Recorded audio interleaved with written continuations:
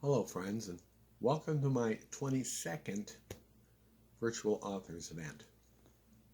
It's been a little while.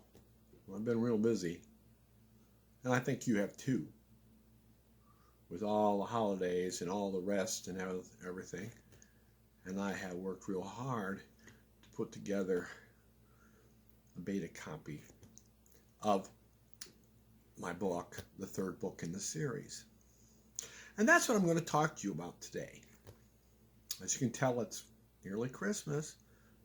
December 22nd is when I'm videoing this. The tree behind me.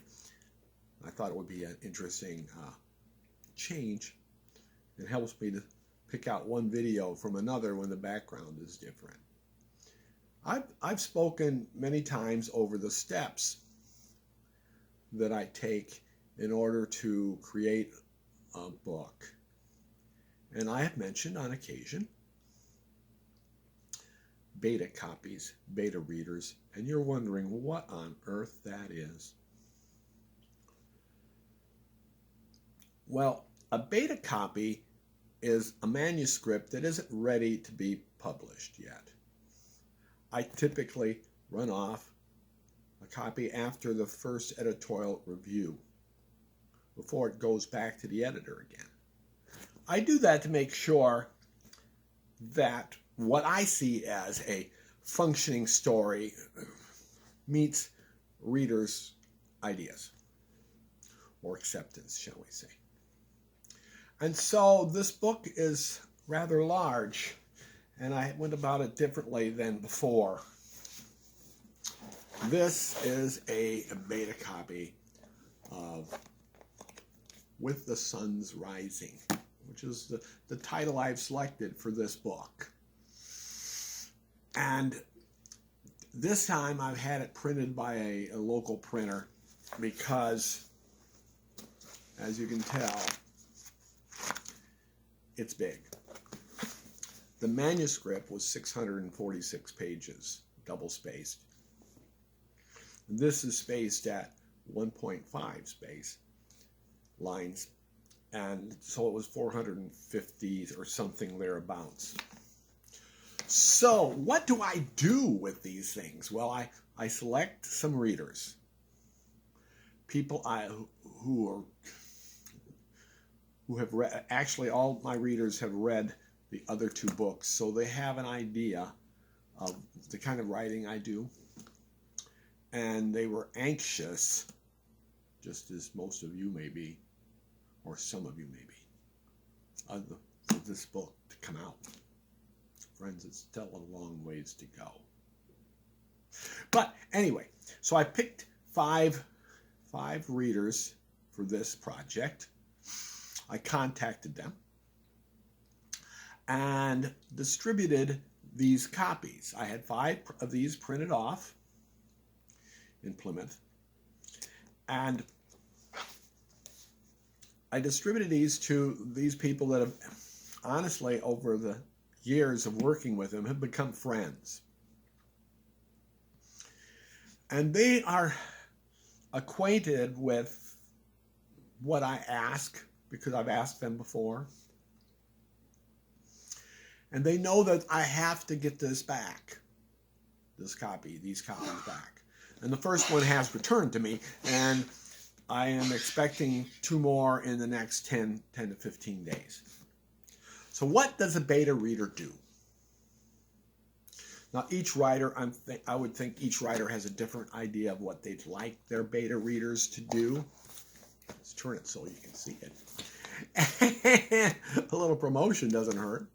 Anyway, so, but what I tell them is very simple. I give them a letter of instruction,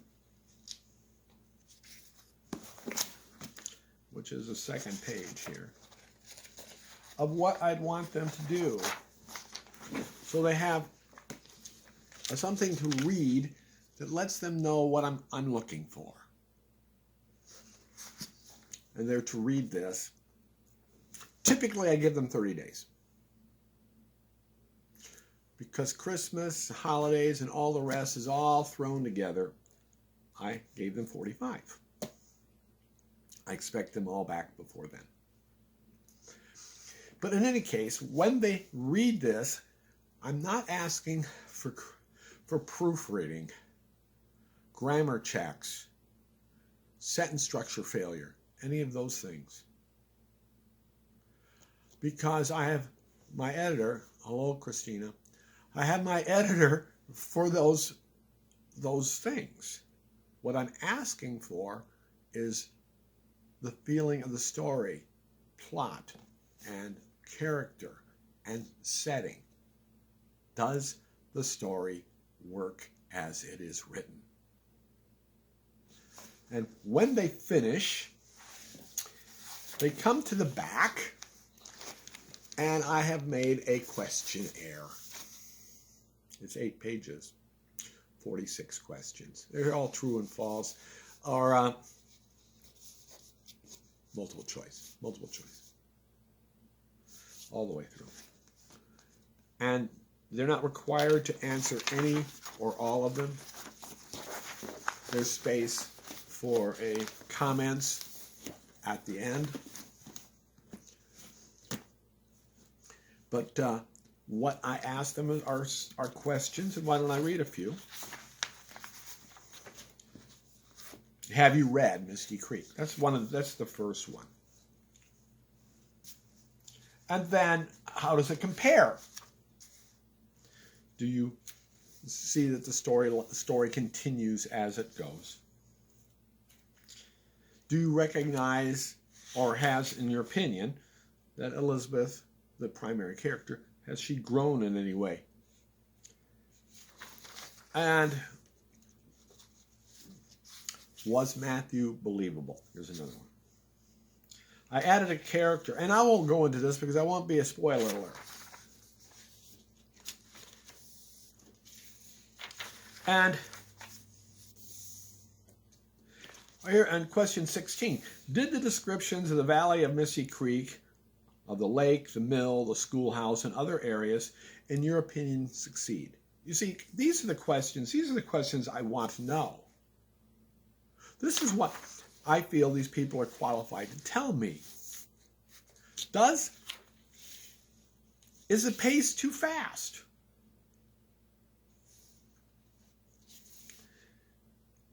Did you find yourself lost as the plot moved along? And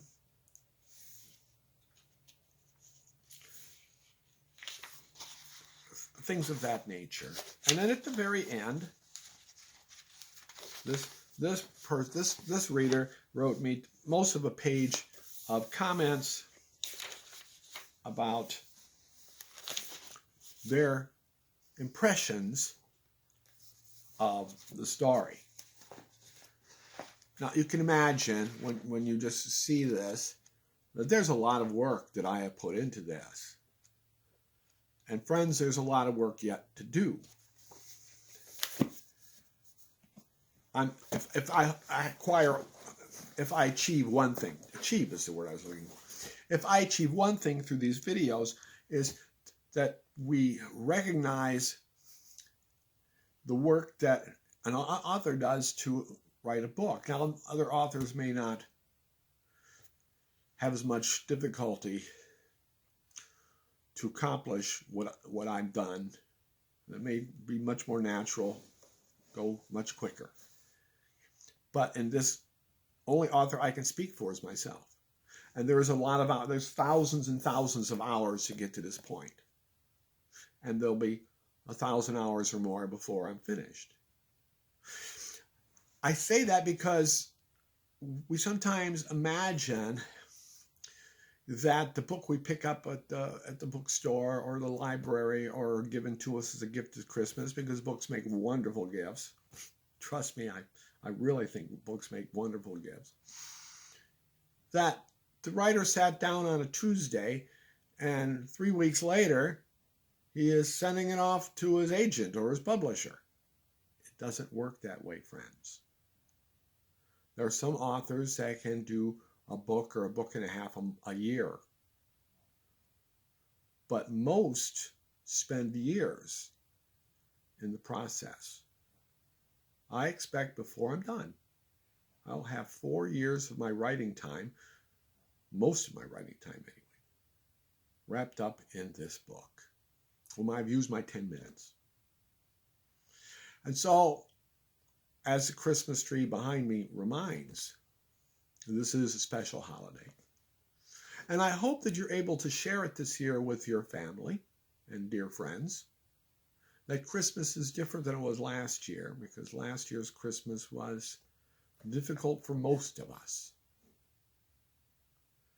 That God blesses you as you remember the reason we celebrate Christmas, and that's the birth of Jesus Christ, God's Son, the light of the world, the door to our salvation.